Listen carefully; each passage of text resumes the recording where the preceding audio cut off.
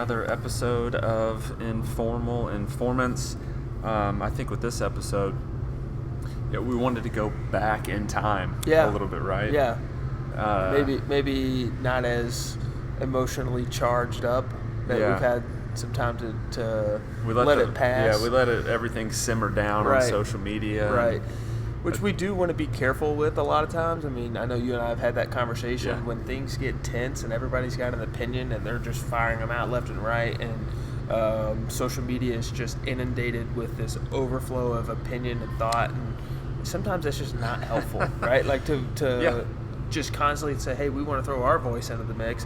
Well, I mean, it's sometimes it's counter, it's counterintuitive. It's not constructive. So now that the storm has kind of passed and we're all yelling and arguing about something else. Yeah, so this may be weeks or maybe even a couple months after the actual event, but we wanted to talk about briefly here when President Trump showed up to David Platt's church, and David Platt brought him up on stage to pray for him. Right.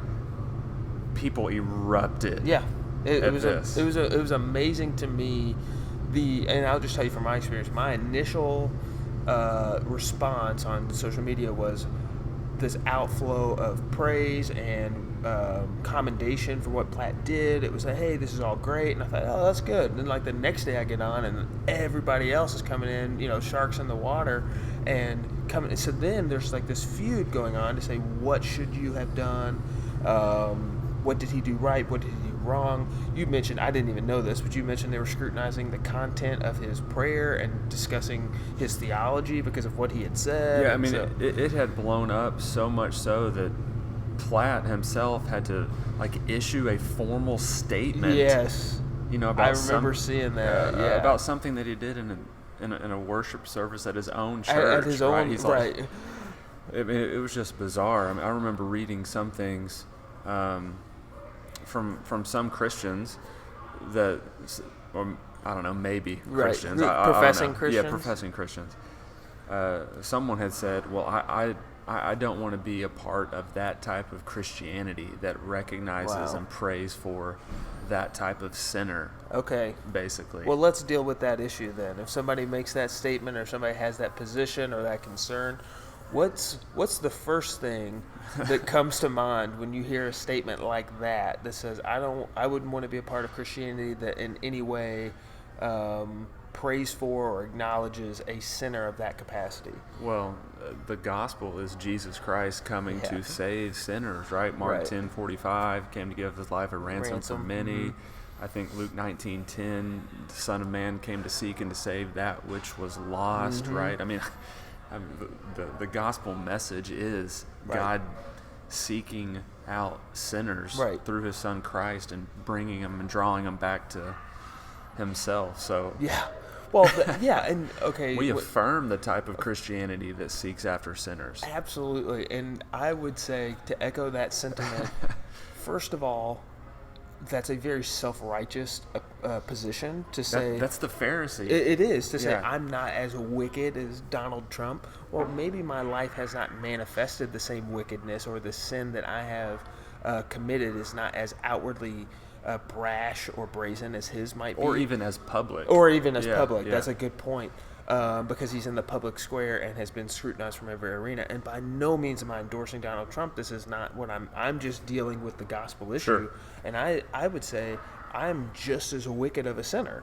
And to suggest, like you said, we affirm a Christianity that and a gospel message that seeks out those sinners. Because without that, you and I we'd be lost far more so than he is. Yeah, Paul says he's the best of all sinners. Right, the chief. No, he's the chief of all. Yeah, so, anyways, we want to reject those statements to say Christianity isn't about seeking after sinners, because it is. Of course. Yeah, it has to be.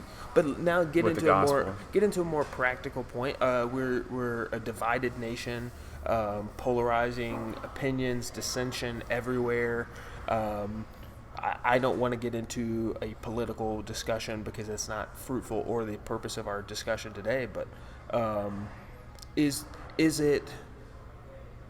it wrong, or was it wrong for Platt to invite him up on the stage to pray for him in front of his local congregation? Like, was that the place to do that, or should he just have prayed in private? Yeah. What do we say? See, I really think that's the only debatable aspect of this entire conversation. Was it necessary to bring him up on stage? I don't think that was wrong. Okay. Could he have prayed for him in private? Absolutely. Could he have prayed for Trump as Trump sat out in the congregation?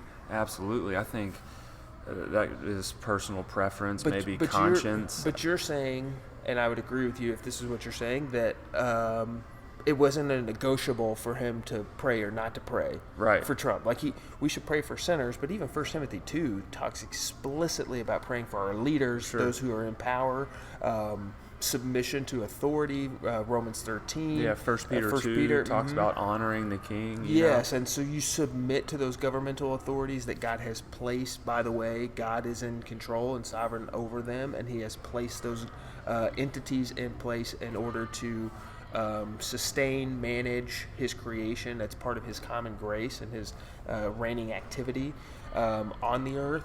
So we have the admonition, the responsibility to pray for our leaders in general, right? Like, we should be praying. So, okay, so we affirm that. So now, you mentioned you don't think it's wrong for him to go up on stage. Do you think that this was a PR move? I would say, based on Platt's history, I would say based on his character and what he has shown for the Christian faith, at least for the last decade of, kind of following his work and what he's done for the church, I would say that it's definitely not a PR stunt, because that's not who Platt has been now consistently for years. Yeah, I think that's a really good point, and we have to bear that in mind, because again, I'm a little foggy on the details because it's been so long and I was so irritated that I kind of checked out. But didn't Trump just show up kind of unannounced? This wasn't a thing that was planned days or weeks or months in advance. It was something that was essentially thrown on Platt real time. Exactly. And so we're having the opportunity to months later sit here and scrutinize it. But in the moment, you have to make a decision, and you have to make a decision that is going to have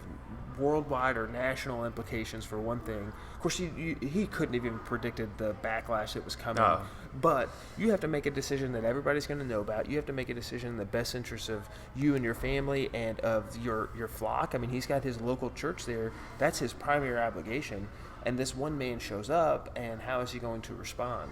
Well, to lovingly share the gospel with him and to pray for him was outstanding, perfectly commendable. But like you mentioned, his character tells me that he didn't bring him up on stage so everybody would say, hey, look at Platt, look at my church, that's not who he is. And his ministry, his reputation, his character, those things speak to the fact that that's not his motivation, and that his desire was simply to pray and to honor and respect and submit to his governing authority, regardless of his political or his character issues. I mean, the gospel is focused on the salvation of sinners, not the salvation or the change of political ideas or political views or what. Again, that's another talk for another time. But as far as what Platt did, I think it's commendable. I think it's a great model of, it doesn't matter who walks in your church doors. People need prayer. Believers or unbelievers. And they need a prayer that explains and expounds the gospel to them, which is what he did. Which is what he did. And man, I'm truly thankful that he set that example of just praying for people. I would agree. If I'm ever preaching and the President of the United States shows up, I would be happy to do. If I could, at the end of the day, could say I did exactly what Platt did in that situation, I would be pleased with, because that's a difficult situation, and I think he navigated it with grace and wisdom. And we should be merciful and graceful in how we deal with and interpret what he's done.